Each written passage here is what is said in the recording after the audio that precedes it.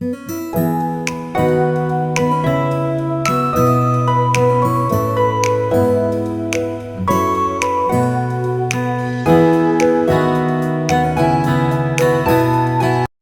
दोस्तों, स्वागत है आपका हमारे चैनल पर। आज हम चर्चा करेंगे सरकार की योजना 2024 के दूसरे भाग की। इस वीडियो में हम जानेंगे उन नई योजनाओं और पहलुओं के बारे में जो देश के विकास और कल्याण के लिए महत्वपूर्ण हैं। जानिए कैसे ये योजनाएं आपके जीवन को बेहतर बना सकती हैं और क्या है उनके लाभ। तो चलिए वीडियो को शुरू करते हैं। CTIS 2.0 एक कार्यक्रम है जिसकी कल्पना आवास और शहरी मामलों के मंत्रालय मोशुआई ने फ्रांसीसी विकास एजेंसी AFD, क्रेडिट एनस्टाल्ट फॉर विद्रोहबाउ KfW, यूरोपीय संघ EU और राष्ट्रीय शहरी मामलों के संस्थान NIUA के साथ साझेदारी में की है। यह कार्यक्रम 4 साल की अवधि के लिए चलेगा, यानी 2030 से 2023 तक।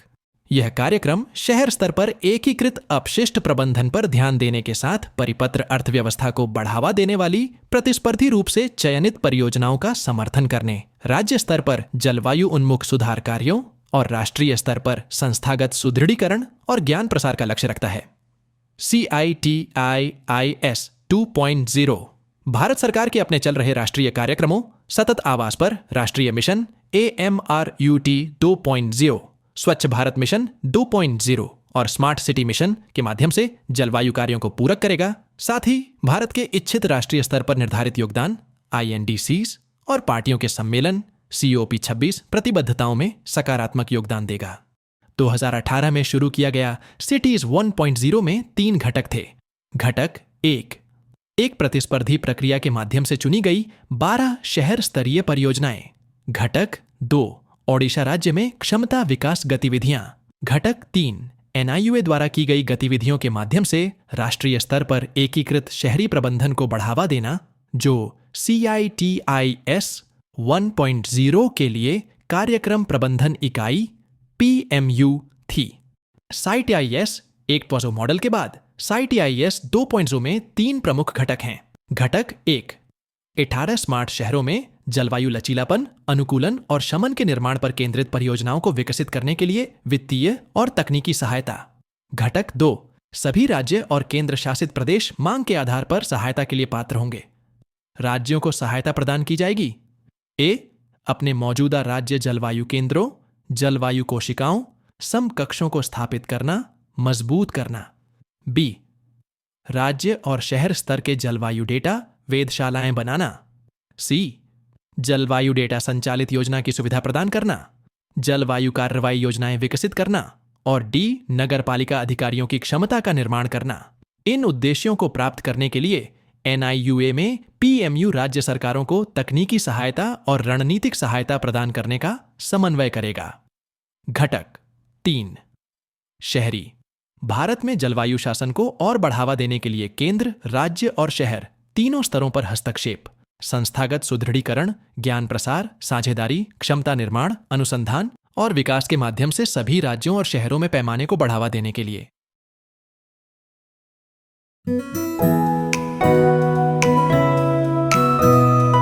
इन स्टार्टअप्स के लिए क्रेडिट गारंटी योजना CGSS।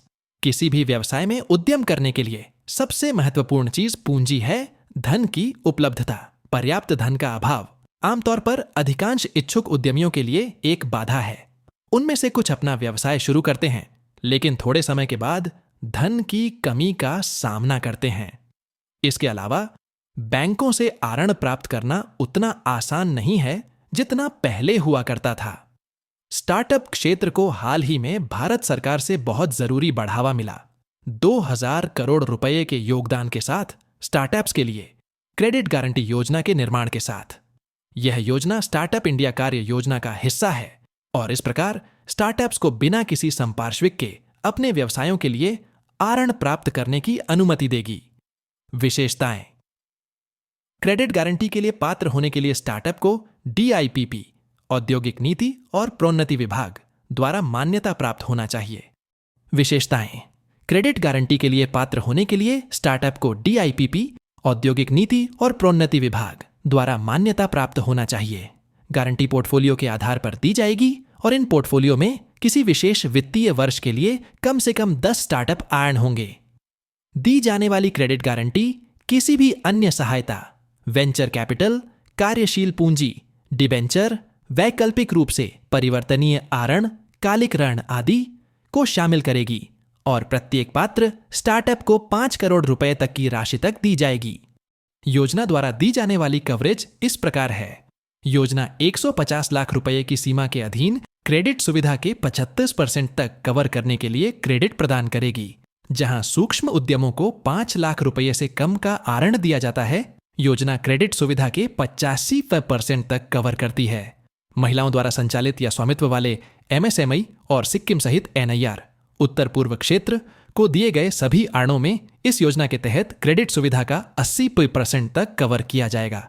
एमएसएमई खुदरा व्यापार के लिए क्रेडिट की राशि का 50% इस योजना के तहत कवर किया जाएगा, 50 लाख रुपए की सीमा के अधीन।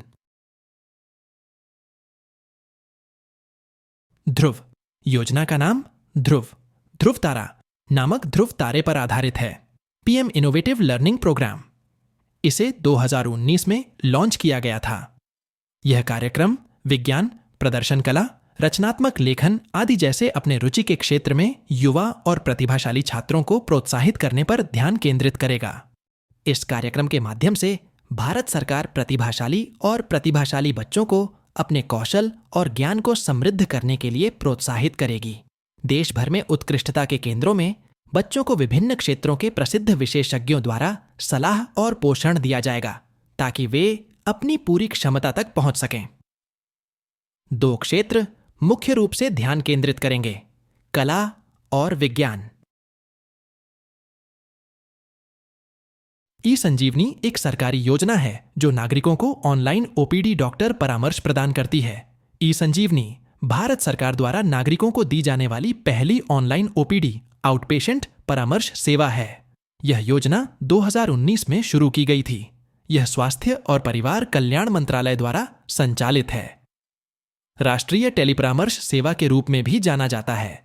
इसका उद्देश्य रोगियों को उनके घरों में स्वास्थ्य सेवाएं प्रदान करना है। इसमें ऑनलाइन मोड ई संजीवनी ओपीडी के माध्यम से डॉक्टर और मरीज के बीच एक संरचित और सुरक्षित टेलीपरामर्श शामिल है। ई संजीवनी ओपीडी पोर्टल और सिस्टम मोहाली में centre for development of advanced computing CDAC द्वारा विकसित किया गया है। सेवा पर डॉक्टरों के पैनल को राज्य सरकारें बनाती हैं। झारखंड, केरल, पंजाब और तमिलनाडु जैसे कुछ राज्यों ने विशेष डॉक्टर परामर्श सेवाएं भी देना शुरू कर दिया है। यह सेवा मोबाइल एप्लीकेशन पर भी उपलब्ध है। दीनदयाल अंत्योदया योजना national rural livelihood mission day NRLM, यह एक केंद्र प्रायोजित कार्यक्रम है जिसे ग्रामीण विकास मंत्रालय द्वारा 2011 में शुरू किया गया था। इसका उद्देश्य देश भर में ग्रामीण गरीब परिवारों के लिए कई आजीविकाओं को बढ़ावा देने और वित्तीय सेवाओं तक बेहतर पहुंच के माध्यम से ग्रामीण गरीबी को खत्म करना है। मी कार्य प्रणाली, इसमें स्वयं सहायता की भावना में सामुदायिक पेशेवरों के माध्यम से सामुदायिक संस्थानों के साथ काम करना शामिल है, जो दिन NRLM का एक अनूठा प्रस्ताव है। यह आजीविकाओं को प्रभावित करता है। ग्रामीण परिवारों को स्वयं सहायता समूहों SHG में जुटाना। प्रत्येक ग्रामीण गरीब परिवार से एक महिला सदस्य को SHG में संगठित करना। SHG सदस्यों को प्रशिक्षण और क्षमता निर्माण प्रदान करना। अपने संस्थानों और बैंकों से वित्तीय संसाधनों तक पहुंच प्रदान करना। उप कार्यक्रम महिला किसान सशक्तिकरण परियोजना MKSP, इसका उद्देश्य कृषि पारिस्थितिकी प्रथाओं को बढ़ावा देना है जो महिला किसानों की आय बढ़ाती हैं और उनकी इनपुट लागत और जोखिमों को कम करती हैं। स्टार्टअप ग्रामीण उद्यमिता कार्यक्रम ASVP, इसका उद्देश्य ग्रामीण क्षेत्रों में उद्यमियों को स्थानीय उद्यम स्थापित करने में सहायता करना है। आजीविका ग्रामीण एक्सप्रेस योजना AGY, इसे अगस्त 2017 में शुरू किया गया था ताकि दूरदराज के ग्रामीण गांवों को जोड़ने के लिए सुरक्षित, किफायती और समुदाय द्वारा निगरानी की जाने वाली ग्रामीण परिवहन सेवाएं प्रदान की जा सकें। दीनदयाल उपाध्याय ग्रामीण कौशल योजना DDUGKY, इसका उद्देश्य ग्रामीण युवाओं के रोजगार से जुड़े कौशल का निर्माण करना और उन्हें अर्थव्यवस्था के अपेक्षाकृत उच्च वेतन वाले रोजगार क्षेत्रों में रखना है।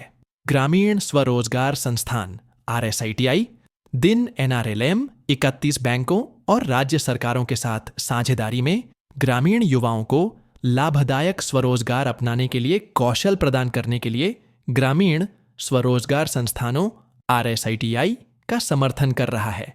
DDU-GKY दीनदयाल उपाध्याय ग्रामीण कौशल योजना DDU-GKY एक केंद्र प्रायोजित योजना है जिसे 2014 में घोषित किया गया था, जो भारत में ग्रामीण विकास पर केंद्रित है। इसकी 2 प्रमुख उद्देश्य हैं: ग्रामीण गरीब परिवारों की आय में विविधता को शामिल करना, ग्रामीण युवाओं की करियर आकांक्षाओं को पूरा करना। योजना का ध्यान 15 से 35 वर्ष की आयु के ग्रामीण गरीब युवाओं पर है। यह एक मांग संचालित कौशल प्रशिक्षण कार्यक्रम है जो प्लेसमेंट से जुड़ा है। यह कौशल भारत अभियान के हिस्से के रूप में सरकार के सामाजिक और आर्थिक कार्यक्रमों जैसे digital India, make in India, smart cities, startup India और स्टैंड अप इंडिया का समर्थन करता है। ग्रामीण भारत के युवा औपचारिक शिक्षा और आवश्यक कौशल की कमी के रूप में बेहतर जीवन की तलाश में कई बाधाओं का सामना करते हैं। DDU-GKY placement, retention, career progression और विदेश में प्लेसमेंट पर ध्यान देने के साथ वैश्विक मानकों के प्रशिक्षण परियोजनाओं को निधि देकर इस अंतर को पाटने का प्रयास करता है। यह योजना ग्रामीण विकास मंत्रालय, भारत सरकार के अंतर्गत है। यह योजना 2004 की स्वर्ण जयंती ग्राम स्वरोजगार योजना SGSY के विशेष परियोजनाओं घटक से अपनी जड़ें खोज सकती है। इसे 2014 में DDU-GKY के रूप में संशोधित और पुनर्स्थापित किया गया था। पात्रता 15 से 35 वर्ष की आयु के ग्रामीण युवा योजना के तहत प्रशिक्षण प्राप्त करने के लिए पात्र हैं। महिलाओं, अनुसूचित जाति, अनुसूचित जनजाति और शारीरिक रूप से विकलांग लोगों के लिए 45 वर्ष तक की आयु में छूट है। उम्मीदवारों के पास निम्नलिखित में से कोई भी होना चाहिए: BPL card, BPL PDS card, RSBY card, राष्ट्रीय स्वास्थ्य बीमा योजना, परिवार का सदस्य गांव में पंजीकृत SHG का सदस्य होना चाहिए। परिवार का सदस्य पिछले 12 महीनों में कम से कम 15 दिनों के काम के साथ मनरेगा के तहत भुगतान किया गया। कार्यकर्ता है कार्यान्वयन मॉडल।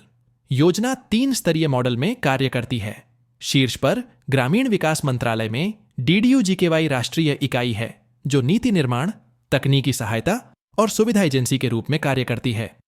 इसके नीचे DDU-GKY राज्य मिशन है जो कार्यान्वयन सहायता प्रदान करते हैं। सबसे निचले स्तर पर परियोजना कार्यान्वयन एजेंसियां PIA हैं जो कौशल और प्लेसमेंट परियोजनाओं के माध्यम से कार्यक्रम को निष्पादित करती हैं।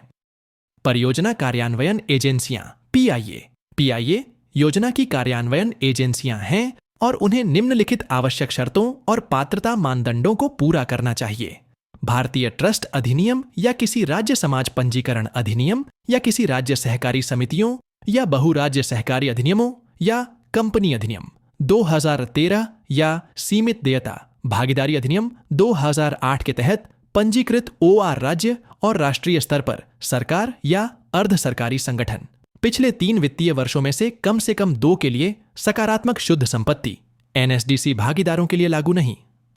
भारत में एक परिचालन कानूनी इकाई के रूप में अस्तित्व 3 से अधिक वित्तीय वर्षों के लिए NSDC भागीदारों के लिए लागू नहीं। प्रस्तावित परियोजना का कम से कम 25% से अधिक टर्नओवर। डिजिटल इंडिया मिशन का आदर्श वाक्य: सशक्तिकरण के लिए शक्ति है।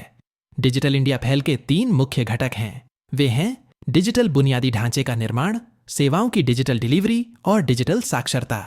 इस पहल के प्रमुख उद्देश्य नीचे सूचीबद्ध हैं: सभी ग्राम पंचायतों में हाई स्पीड इंटरनेट प्रदान करना, सभी इलाकों में कॉमन सर्विस सेंटर CSSE तक आसान पहुंच प्रदान करना।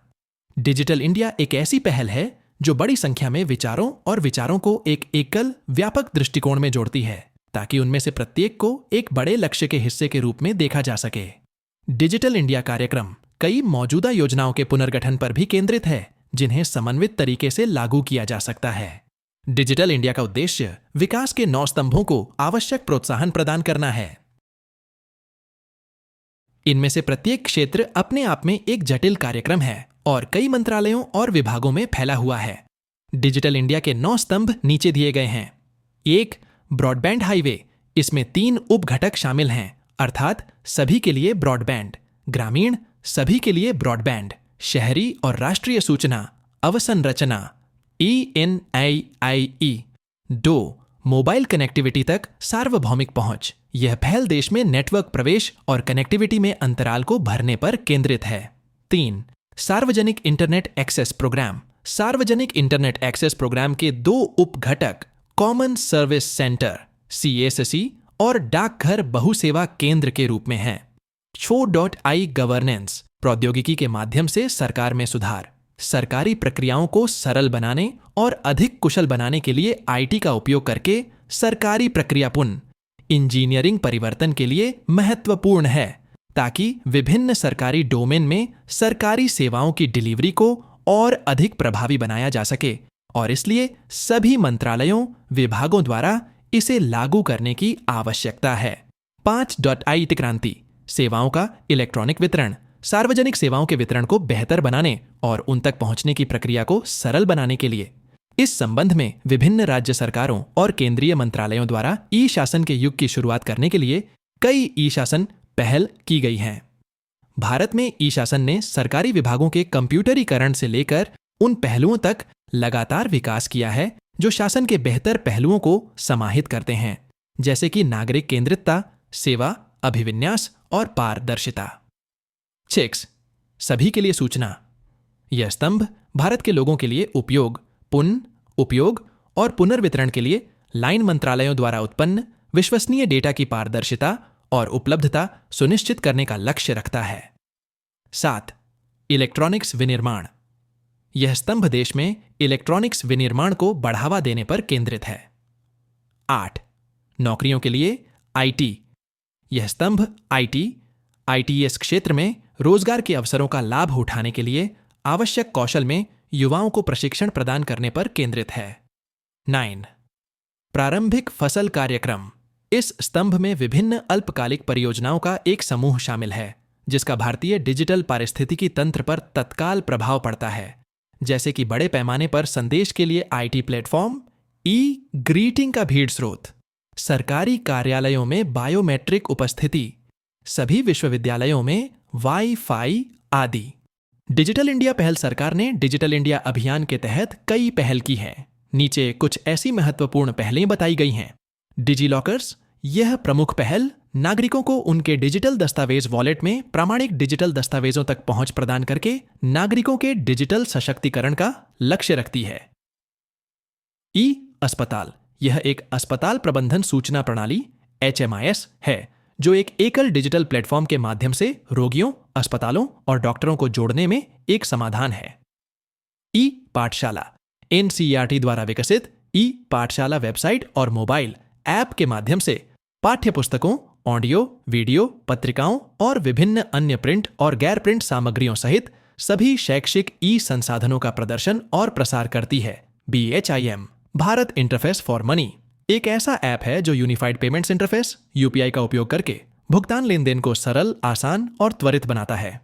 राष्ट्रीय शहरी आजीविका मिशन DNULM का अर्थ है दीनदयाल अंत्योदय योजना। राष्ट्रीय शहरी आजीविका मिशन यह आवास और शहरी मामलों के मंत्रालय के तहत एक योजना है जो शहरी गरीब परिवारों की गरीबी और भेद्यता को कम करने पर केंद्रित है। इसे 2013 में लॉन्च किया गया था। NULM ने स्वर्ण जयंती शहरी रोजगार योजना SJSRY को बदल दिया और इसे हिंदी में राष्ट्रीय शहरी आजीविका मिशन के रूप में जाना जाता है। यह कौशल विकास के माध्यम से स्थायी आजीविका के अवसरों को बढ़ाकर शहरी गरीबों को उनके मजबूत जमीनी स्तर के संस्थानों में संगठित करने पर केंद्रित है।